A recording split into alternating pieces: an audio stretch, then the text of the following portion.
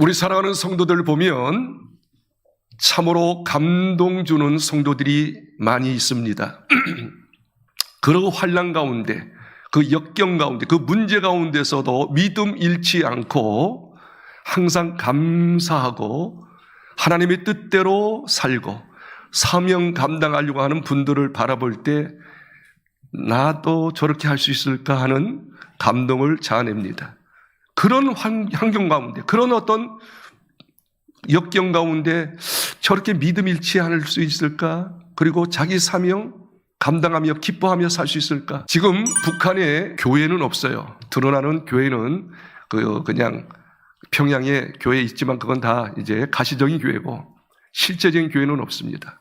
근데 교회가 없지만 있습니다. 지하교회입니다. 보이지 않는 교회. 드러나는 교회가 아니라 보이지 않는 교회죠. 지금 추정인데 한 3만 5천 명 성도가 있다라고 추정하고 있습니다. 그들은 매 주일마다 혹은 주일이 아니더라도 모여서 3, 4, 5 모여서 예배 드리는 처소가 꽤 많이 있음을 드러나고 있어요. 그 동영상을 봤는데요. 한 10명, 20명, 30명이 모여서 예배하는데 눈물로 예배 드려요. 눈물. 기도하는데 큰 소리는 못해요. 또 들려갈까 봐. 울부짖으면서 감격하면서. 야, 발견되면 어떻게 되죠? 발견되면 아오지 탄강에 아오지 탄강. 그걸 감수하고 발견되면 그렇게 될 것을 알면서도 믿음을 저버리지 않고 모여서 예배 드리는 그 모습, 감동이죠. 그런 감동이 어디 있어요? 저 전남 섬 소독도에 가면 소록도 교회가 있잖아요. 그 나병 환자들이 있는, 한센병조 환자들이 있는, 옛날에는 8,000명까지 있었는데 줄어서 이제 돌아가신 분이 많았어요. 지금 한 800분 정도 예배 드리는데 그분들은 어떻게 해요?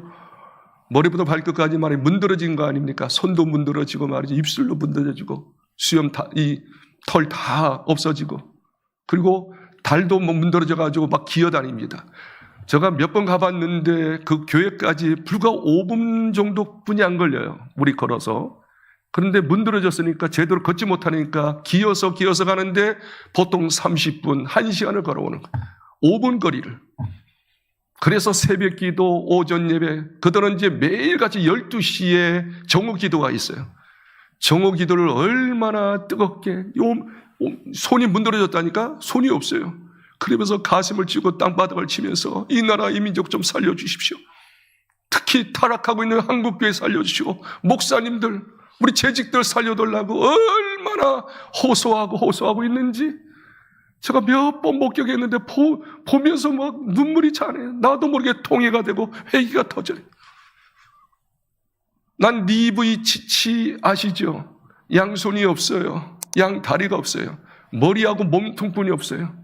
목사님의 아들로 태어나서 청소년 때는 자살까지 시도했지만 복음을 듣고 예수 그리스도의 십자가에 복음을 듣고 예수 영접하고 내가 하나님의 자녀 되고 내가 천국 가서는 온전한 몸이 될 것을 확신한 그는 변화됐어요. 그리고 그 불구를 가지고 이제 열심히 삽니다. 희망의 메시지를 증거하죠. 결혼도 했습니다. 4명의 자녀도 낳습니다. 그러면서 외칩니다. 나 보십시오. 어떻게 보면 겉으로 볼 때는 희망이 아무것도 없지만 하나님이 나와 함께 하시는 걸 알기에 내가 천국 갈 걸 알기 때문에 나는 기쁨으로 이렇게 결혼도 했고 자녀도 낳고 해피하게 행복하게 산다고. 여러분 사제 5장주보가 멀쩡하신 분들이 말이지 그렇게 절망해서는 안 된다고. 희망을 가지라고. 그럴 때마다 사람을 울리고 있는 것이 아니겠습니까? 그렇습니다. 도저히 저런 환경 저런 문제 속에서 믿음 생활한다? 감사할 수 있다? 사명 감당할 수 있다? 일반적인 생각으로 안 돼요. 그러나 믿음이 있기에 주님을 신뢰하기에 넉넉히 감당하고 있는 줄 믿으시길 바랍니다. 신구약에 봐도 이런 분들이 여러 명 나오지요. 그 중에 한 명이 욥이 아닙니까? 10명의 자녀가 한꺼번에 죽습니다. 그리고 있는 재산이 다 탕진이 아니고 늑탈당합니다. 그리고 자기 몸에 악창이 걸립니다. 피부암이 걸립니다. 기왓장 가지고 팍팍 긁습니다.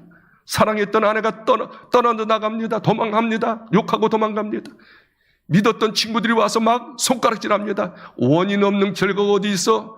너가 그렇게 되는 걸 보니까 수문제가 있구만. 회개. 아무리 찾아봐도 죄가 없는 거야. 막 수소되고 말입니다. 그런데 견딜 수 없습니다. 그런데 그런 와중 속에서도 불평할 수 있지 않겠어요? 그렇죠? 절망하지 있지 않겠어요? 그러나 욥기서 1장 21절과 22절 말하기 이렇게 얘기합니다. 내가 알몸으로 왔는데 알몸으로 가는 게 마땅하도다. 주신 이도 하나님이시요 취하신 이도 하나님이시니, 그 다음 말이 중요해요. 나는 하나님을 찬양하리로다. 입술로 범죄치 아니하였도다. 그런 환경 속에 충분히 욕할 수 있고 절망할 수 있을진데 기뻐하고 찬미했다. 이게 믿음의 힘인 줄 믿으시기 바랍니다. 하박국도 말입니다. 하박국서 3장 17절 18절에 없고가 6번 날, 무화과 나무 잎이 무성하지 못했어요. 포도나무에 아버지 열매가 없어요. 감람나무에 소출이 없어요. 밭에 말입니다. 이 채소들이 없어요. 저 외양간에 말이죠. 외양간에 소들이 없어요. 우리의 양이 없어요. 없는데 그 다음 말이 뭡니까? 나는 여호와로 인하여 즐거워하며 구원의 하나님으로 인하여 기뻐하리로다.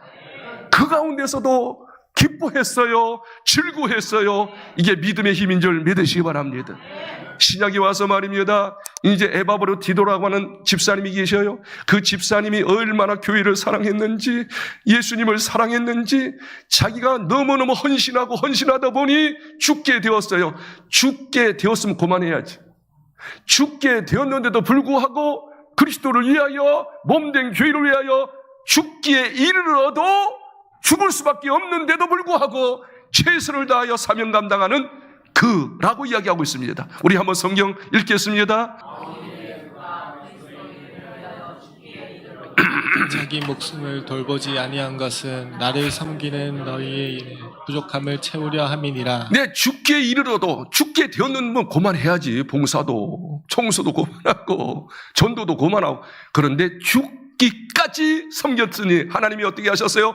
살려주신 줄 믿습니다. 그리고 모든 이에게 존귀함을 얻게 된 줄 믿으시기 바랍니다. 할렐루야, 할렐루야. 성경에서 수많은 교회들이 나오지요. 그런데 모든 교회 중에 가장 가난한 교회가 있어요. 환난이 많은 교회, 바로 마게도니아 교회입니다. 두 가지 특징이 있어요. 마게도니아는 환난도 많고 가난한 사람이 이렇게 많아. 극히 가난했어요. 그런데 잘 들어보십시오. 그렇게 환난이 있어도 항상 기뻐했어요. 극한 가난함, 극도로의 가난함이 있었는데 다른 교회보다 제일 많이 하나님 앞에 연보를 드렸어요. 힘이 지나도록, 이거 이렇게 가지고 살 수 있나? 힘에 지나도록 드렸는데 그 드림이 억지 춘향이 아니라 자원하는 마음으로. 우리 한번 읽어볼까요? 하나님의 많은 시련 가운데에서 그들의 넘치는 기쁨과 극심한 가난이 그들의 풍성한 연보를 넘치도록 하게 하였느니라. 내가 증언하노니 그들이 힘대로 할 뿐 아니라 힘에 지나도록 자원하여. 여기 보세요. 환난의 많은 시련 가운데 얼마나 환난이 많았는지 몰라요. 그런데 어떻게 해요? 그들의 넘치는 기쁨과 기쁨이 넘쳤어요. 어떻게 기쁨이 넘쳤어요? 그 다음에 극심한 가난이 있었어요. 그런데 어떻게 해요? 풍성한 연보를 드렸어요. 3절 내가 증언하노니 그들을 힘대로 할 뿐만 아니라 자기 어떤 그 형편에 맞게 헌금한 게 아니라 힘에 지나도록 헌금했는데 어떻게 해요? 자원해서 기쁨으로. 그래서 수많은 옆에 있는 교회들을 또 섬기는 줄 믿습니다. 무슨 힘이죠? 믿음의 힘이죠. 하나님을 믿는 믿음의 힘이죠. 할렐루야. 여러분 중요한 이야기를 할 테니까 들어보십시오. 여러분 진짜 최고의 능력이 뭐라고 생각합니까? 최고의 파워풀한 능력이 뭘까요? 기도 많이 해서 귀신 쫓아내고 병자 고치고 기사와 표적을 일으키는 것이 최고의 능력일까요? 물론 능력입니다. 그걸 가소평가하면 안 돼요. 그러나 최고의 능력은 아니에요. 진짜 최고의 능력은 뭐냐면 환경이 어려워요. 부도 났어요. 심지어 병이 걸렸는데 암이래요. 애들은 막 가출해요. 모든 부분에 있어서 밑바닥에 내려왔어요. 그런 가운데에서도 믿음 잃지 않고 하나님의 섭리가 있겠지, 하나님이 앞으로 더 좋게 하실 거야 라고 믿음을 잃지 않고 기뻐하고 감사하고 소망하는 자가 최고의 능력이 아닐까요? 이런 경우에 참으로 기뻐할 사람이 얼마나 있을까요? 감사할 사람이 얼마나 있을까요? 그것을 정말로 견디며 나갈 사람이 얼마나 있을까요? 기적 행하는 것보다, 능력 행하는 것보다, 귀신 쫓아내는 것보다, 병든 자 고치는 것보다 진짜 극한의 어려운 환난 가운데서도 주님 믿고 감사하며 기뻐하며 믿음으로 쭉 전진하는 사람이 가장 큰 능력이 아닐까요? 성도들 가운데 두 종류의 성도가 있습니다.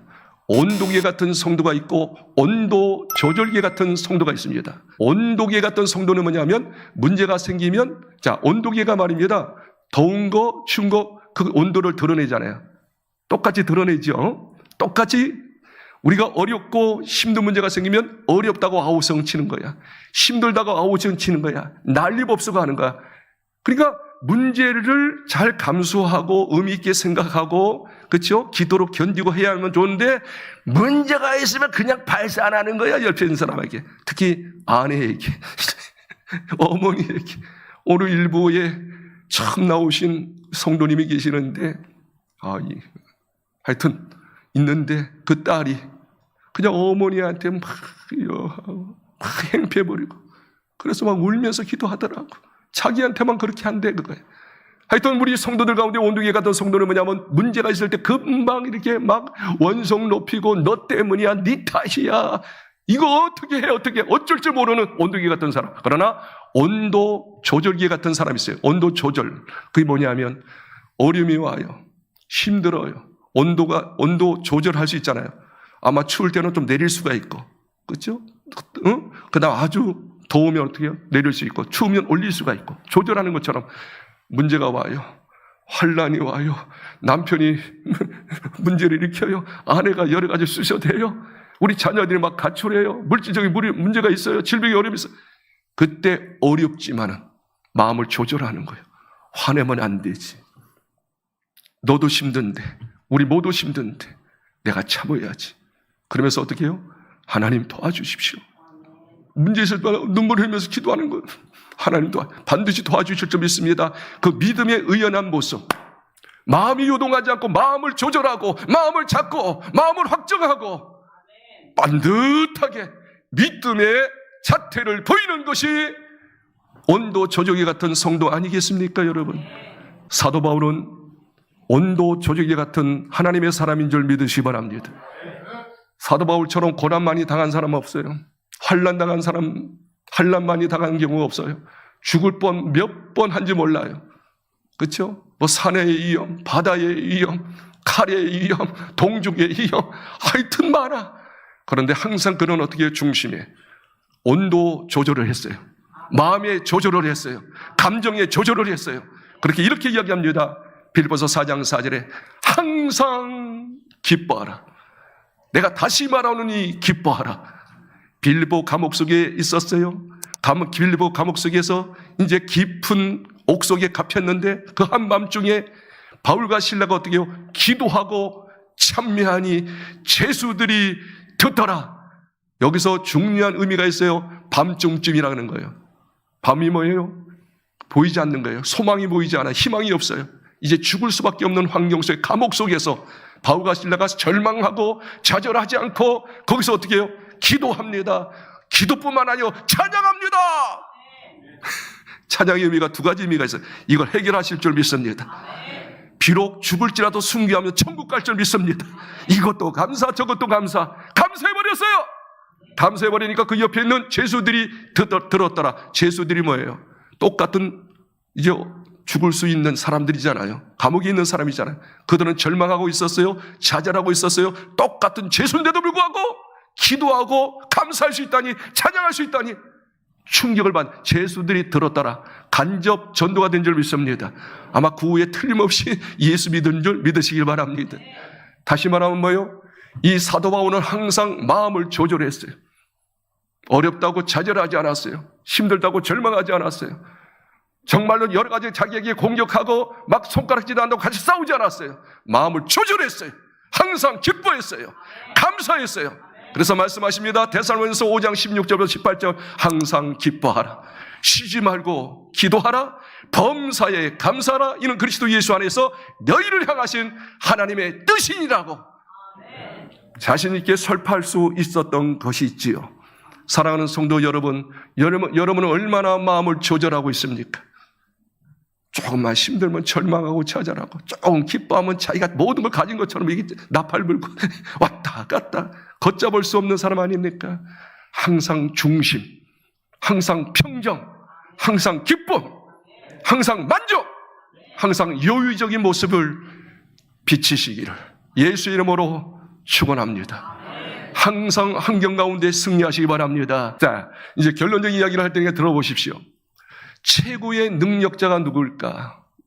최고의 능력자, 바로 사도 바울이었어요. 사도 바울은 이렇게 고백합니다. 오늘 본문 말씀은 4장 13절 읽겠습니다. 내게 능력 주신 자 안에서 내가 모든 것을 할 수 있는. 마지막 부분이 이렇게 이야기합니다. 내가 사도 바울이 고백하는 거예요. 나 사도 바울은 모든 것을 할 수 있느니라. 여기서 모든 것을 할 수 있다는 것은 뭐 신유의 역사, 여러 가지 기적의 역사 그것만 의미하는 게 아니라 여기서 중요한 것은 모든 것은 뭐예요?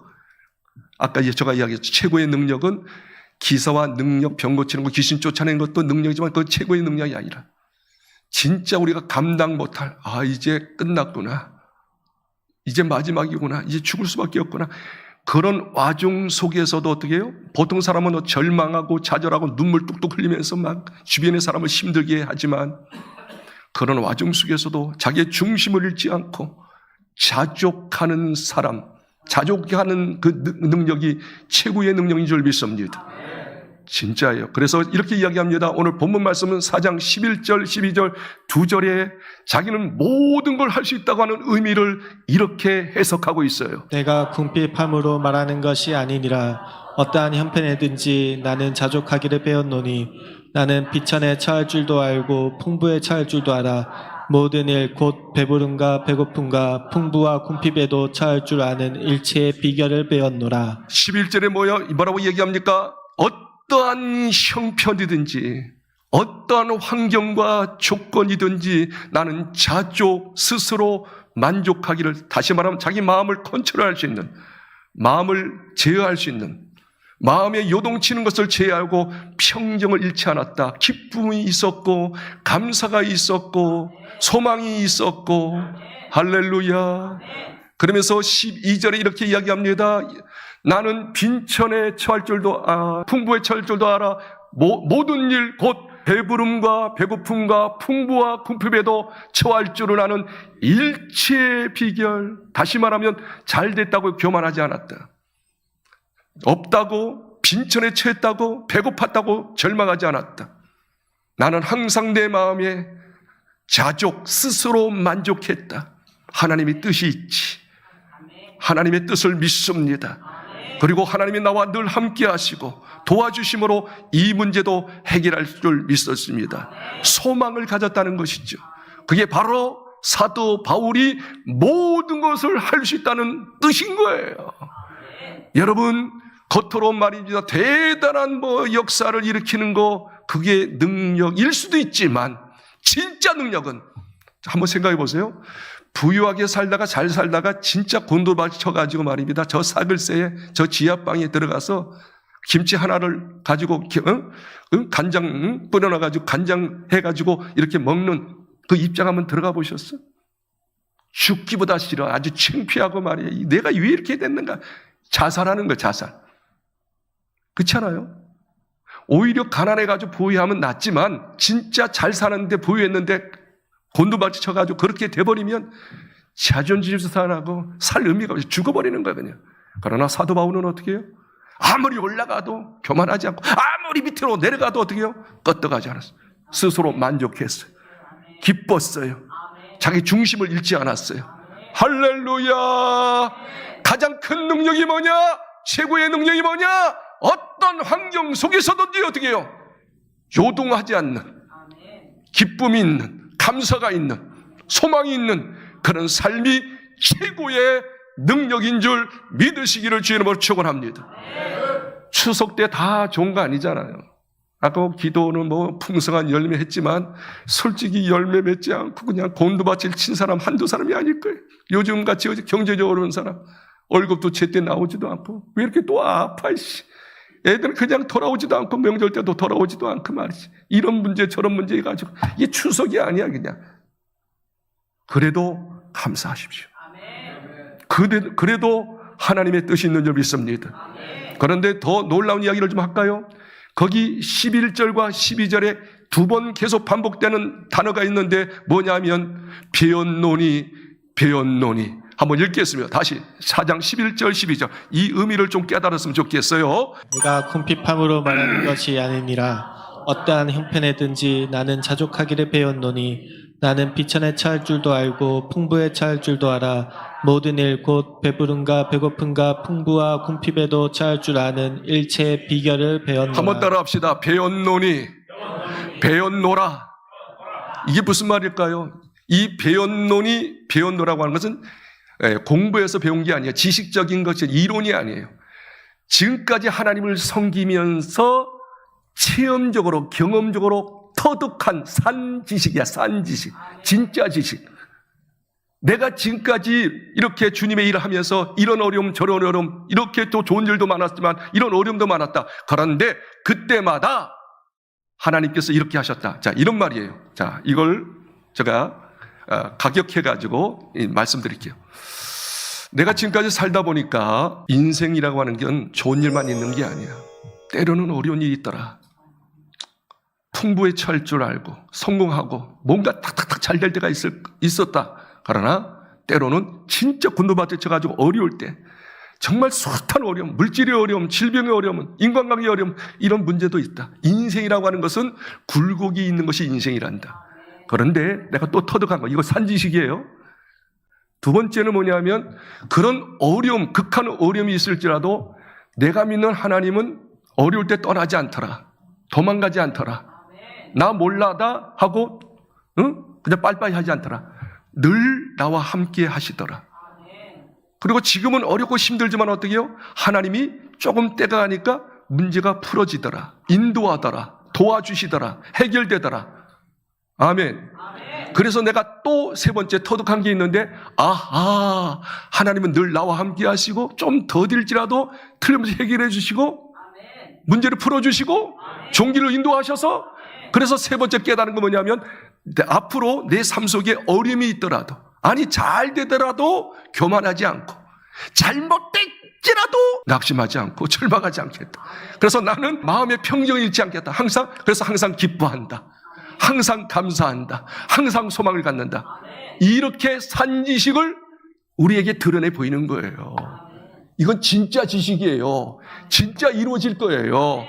여러분, 그렇기 때문에 항상 평정을 잃지 마시고 주님 의지하고 믿음으로 사시기를 주님을 축복합니다. 그래서 마지막 사도 바울은 이제 모든 성도들에게 권면합니다. 특히 가장 어려움을 당하는 히브리 성도에게 권면합니다.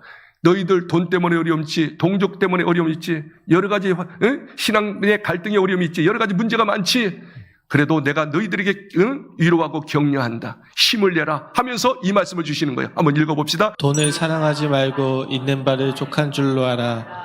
그가 친히 말씀하시기를 내가 결코 너희를 버리지 아니하고 너희를 떠나지 아니하리라 하셨느니라.